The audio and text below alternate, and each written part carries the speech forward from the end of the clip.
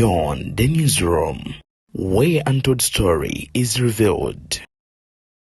Breaking news, amasasi mu kamyufu ke NRM ganyose onono wono bamukubye amasasi n'afiirawo kyokka atera mu bitundu by'e Busoga ye wamu eyiganga wono nno omusajja akubiddwa amasasi n'attibwa. Ono nno abadde bawoomu kwabo omukyala yeesimbyewo ku kifo ky'omubaka omukyala akubiddwa amasasi n'attibwa. Ebiva eyo byewuunyisa kyokka ate nga Ebuvanjuba ne bugwanjuba ewaka wasigalawo ewasinga. Beyond the newsroom gwe mukutu ogukuleetera ekyo ekisinga. Katiranga naffe ng'oyita ku noti 771 44 53 ne noti 744 26 45 na bino bikulu. Tetulanga bafere, tetulanga basawo ba kinnansi n'abagwa mu koowa eryo. Mwebale kutuwagira. Thank you. nga bikwasa ennaku munywanyi bikabiza ddala amaziga enzedde niya okutuusaako ensonga z'essamasonga tuli ku mukutu gwa Beyond the newsroom ogwasalawo okubanga gwo gwe gukuwaate kiweetaagira ddala okubeera nga omanya. His Excellence Robert Kyagulanyi Ssentamu wali eri South Africa alina byagenda maaso n'okubeera nga akola kyokka ate ye musajja mukulu amanyikiddwa nga Moses Ali yeeyongedde okufuuka ekisekererwa eri eggwanga lino kaku kineno takyagale era oba oliawo tali kiddira kwoteeka munywanyi we mabikke kye bamukoledde mu studios NTV nkoko baana. Zahara Luyulika atabukidde munyagwa n'ebigambo byaze ayogera. Nze Deni akutuusaako ensonga n'obuwombeefu obw'ekika ekyagulu nkusaba video soko jimpere like bw'ogiwa like ejja kudduka emisinde mingi etuuke ku buli sekinoomu ate era mu ngeri y'emu njagala okubeera nga nkusaba gwe ali mukundaba era angoberera oberenga onegatako ate mbutereevu bw'onegatako mu butongole ojjaba okola ekintu kiri kimu kyokka kyekyokubeera nga osubscribinga ku Beyond the newsroom. Bw'omala okubeera nga osubscribinga ojjaba ofunye ticket etwegattako ate butereevu nnyo nnyini ddala. Kakati nno nga tukyagenda mu maaso n'ensonga zino mukazi mukulu amanyikiddwa nga Nakangubi Jennifer full figure avuddeyo n'atabukira Don Chris olw'okuba yadisclosinze ebyama by'abakulu era n'amwogerera ebigambo bingi. Ebimu ku ebyo byayogedde bye bino wano nkusaba obiwulirize.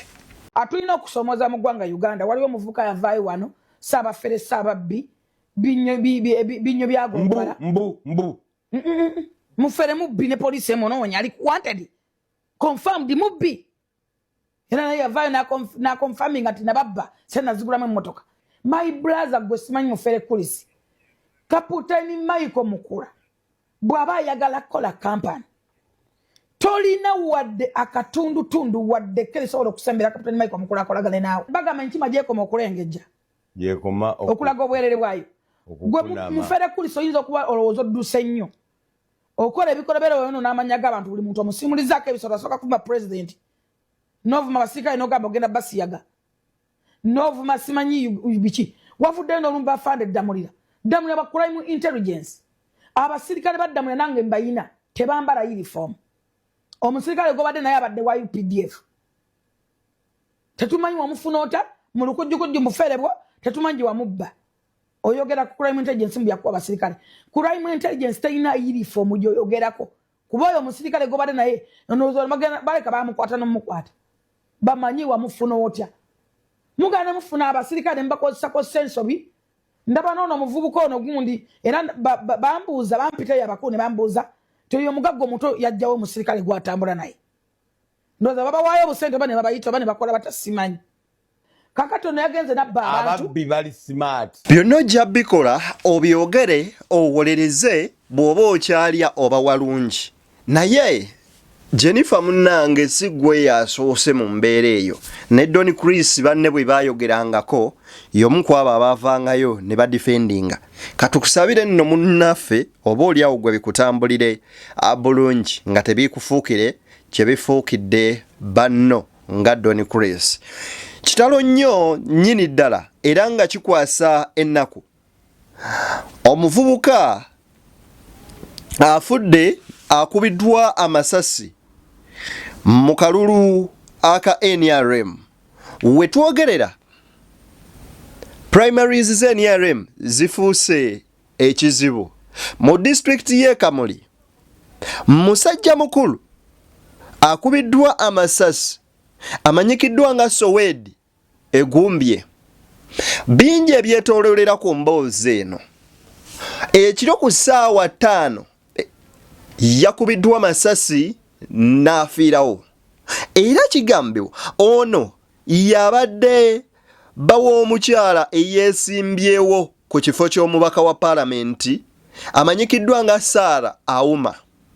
Sarah Auma ono yafunako akabenje emabegako ng'agenda ku nominations za NRM kata alugulemu obulamu. Kyokka ekiro ekikeesezza olwaleero kigambibwa mbu bano bagenze ku maka g'oyo omubaka olwedda ali amanyikiddwa nga Martin Muzaale ne bakozesa ezimu ku mmotoka ze badde nazo okutomera gate bayingiremu mbu nga balina ebijambiya n'ennyondo nga bateeseteese okukola oba oliawo obulumbaganyi ku bantu abo. Kaakati ono yakubiddwa amasasi ekiro kyojjo ku lunaku olwokusatu. Era okusinziira ku byokwerinda batugamba nti bano babadde bateeseteese olukwesikwesi olw'okukola obuvuyo. Poliisi egamba bweti incidence eno yabaddewo ku ssaawa 5 ez'ekiro. A group yabo abava mu kampu ya Auma ne force y'amaanyi bayingidde amaka ga MP Martin Muzaale wali we bayita Buzaaya mu Buzaaya County. Okusinziira ku Busoga North Police spokesperson amanyikiddwa nga Michael Kasada agamba nti group eno yabadde etambula n'emmotoka yagenze maaso n'okuba ng'ekozesa emu ku mmotoka okubeera ng'etomera geeti ya Muzaale. Era mbu emu ku mmotoka bwe yatomedde geeti eno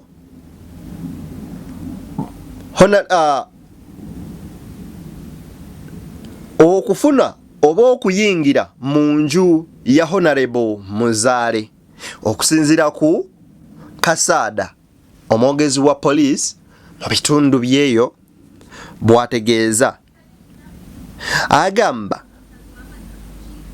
bano bagenze maaso n'otuusa obuvune ku bantu kubanga babadde n'ebintu ebisi okuli ebiso ennyondo n'ebirala. Era mbu ebimu ku ebyo baze ezimu ku items ze baali kavalinze ng'ebizibiti. Kasada agamba nti police officer yagezezzaako bwe babakubidde nga waliwo emergency call ne batuukawo bagezezzaako okukuba amasasi emmotoka zino emipiira gituule wansi. Wabula we bagambye ono okuyimiriza emmotoka yagaanyi kwe kumukuba. Mu process eyo y'okubayimiriza mbu amasasi we gakwatiddemu ono Sowedi era munaddusibwa naye teyasobodde tuusibwa mu ddwaliro n'afa. Agamba nti kyannaku tebayagadde kubeera nga bakomya bulamu bwa muntu yenna. Kaakati ewali interesting story wenjagala omanye weewana abatuuze we bayogeredde eno mu emboozi eno. Kubanga bwe tuba tutunuulira mu mboozi eno omukyala tannavaayo okwogera. Kigambibwa imbu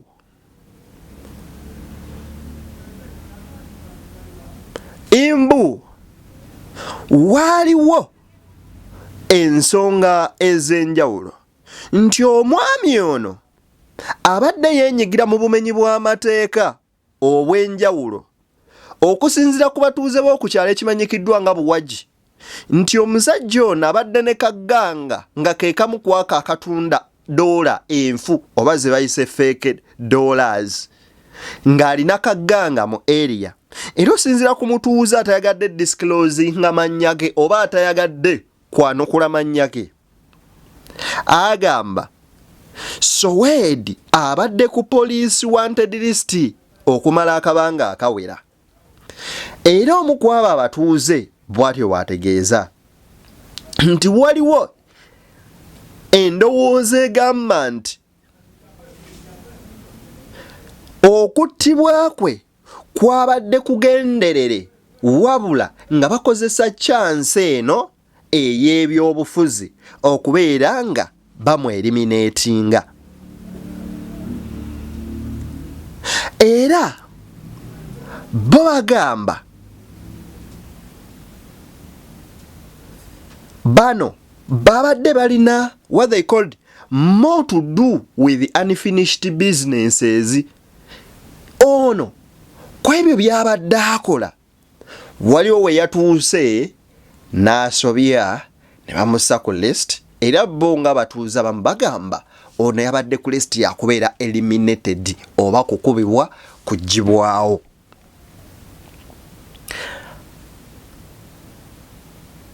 Okusinziira ku Kasaada agamba nti bajja genda maaso n'okubeera nga bakola okunoonyereza era n'okubaako kye boogera okubanga batutegeeza ku nsonga eyo yo ye mwogezi wa police.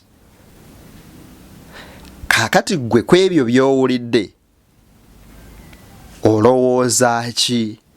Kubiri mu kalulu ka NRM okusinziira ku batuuze bo bagamba ono Guy balabika bamweliminatinze bweliminatinzi ekyo nno awo Uganda wetuuse kati kyannaku okulaba nga obuvuyo bwo bwonna butuuka okubaawo nga bakyali mu kabiina mu kalulu akaabwa ak'ekibiina ak'omunda ewatuukibwa n'okukubibwa munnansi amasasi agamuttirawo.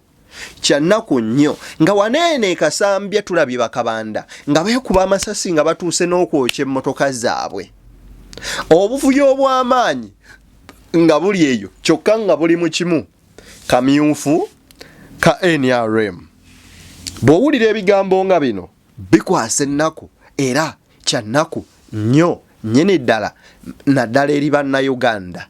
Ebinaava eno cases nnyingi ezikyagenda maaso n'okuba nga zifuluma ku nsonga ezeefaananyirizaako bwe ziti. Njagala nno okudduka wano mbawe emboozi endala wabula njagala ate tukwate ku muzeeyi Moses Ali ono. Moses Ali abaana ku comedy store bamukozeemu comedy naye mazima kibyo okutuuka kyemaze olaba kibyo tuuka mu kaseera ng'ofuuse oba olyawo ekisekererwa.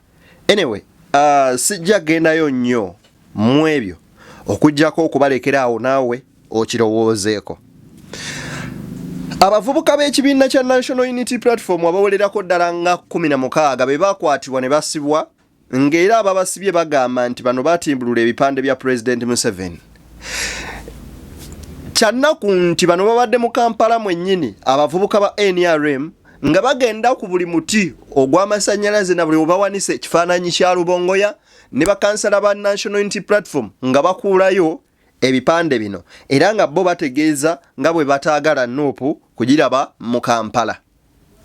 Bano nno abakola effujjo lino bwe riti be bavubuka aba NRM nga bano nno be bamu ku abo recently General Museveni yali agenda for nominations abakuba abantu ne bababba ne babayisa mu buli mbeera ne bagamba abo baba plantinzeemu si bakibiina kyabwe. Kati ekibuuzo kye twebuuza bano abali mu ku plugging out abali mu ku unpinning ebipande by'ababaka abalala opposition bo bavudde wa with all confidence ne mubikola byonna naye ekibuuzo kiri nti by'ebipande ng'obitimbulula olowooza okijja ku mutima gwa munnayuganda oba ebintu okweyagaliza byo birikoma ddi mu ggwanga lino. Kaakati njagala okubeera nga nkujjukiza nti omubaka Shamimu Malende avuddeyo n'ategeeza nti nkoma wewaka ku Mande eno ngera ku z'omwezi 21 eno okuyita ku mukutu gwo gwa X bw'atyo bw'atutegeezezza Honorable Shamim Malende. Kaakati ebyo byonna nga mbitadde awo ku mabbali mabikke habuze kata bamutire mu studio wuliriza ebikiretedde opposition ya Uganda bizibu nga bamabikka bano era nze bwe nali nsoma amateeka gye tuyita sharia bamabikka singa tubadde mutabo baddiini bano balina okusooka okufa mwe mbadde mulina okusooka okuva ku front line musaasire nnyo abantu bano bemukubakubamu enkiiko eza buli kiseera wagambye bano bakyagoye nti bagenda mu kalulu nga tebakoze reform n'agamba twandigenze mu kalulu nga amateeka g'ebyokulonda tegakyuse tetwandigenze mu kalulu nga abasibe tebateereddwa tetwandigenze mu kalulu naye kankuwa ekyokulabirabwana mayike kyolina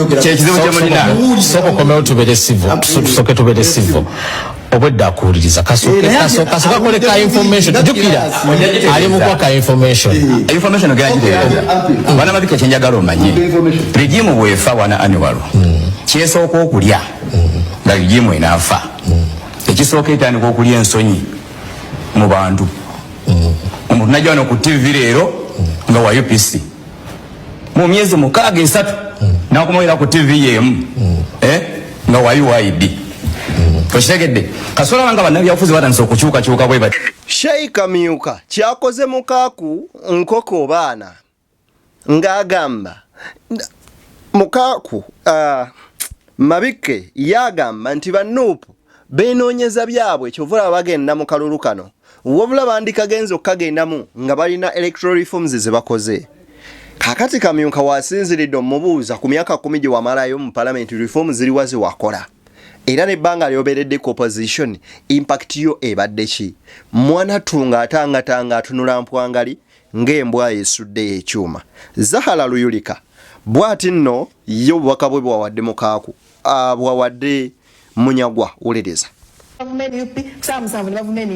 bagenzo maliza nga bakoze kye bakoze njagala kubuuza mwami Anwali baleetano bakubuulire baagala ki Mwami Museveni wakati mu bukodyo obungi bwe yamastaringamu okucyankalanya opposition n'eggwanga Uganda ekyo ekimu ku ebyo tuyinza obeesirako saagala kudda eri bbali oba eri tuyinza okubeesirako ng'emitima gyabwe gyagenda dda bafuuka basomesa essaawa eno bafuuka basomesa tebakyalina tebasobola kukola ki kuyamba ku ggwanga nga tonabakujja so eyo embeera mwami mabike kasooka atubuulire mwagala ebyo nno byebigambo bya Zahala Luyulika byesigenda gattako kyange yadde ekimu nze Deni tuli ku BTN Media Beyond the Newsroom kwagaliza byonjagaliza tusinkane nga guludde n'oyakkiriza abafiiridde mu kalulu ke NRM tubasaasirako nnyo families zammwe naye kyamakulu nnyo okulwanirira ensi yo n'okutereeza eggwanga kati ku byamu akafaananyi mufiira mu ke NRM tusinkane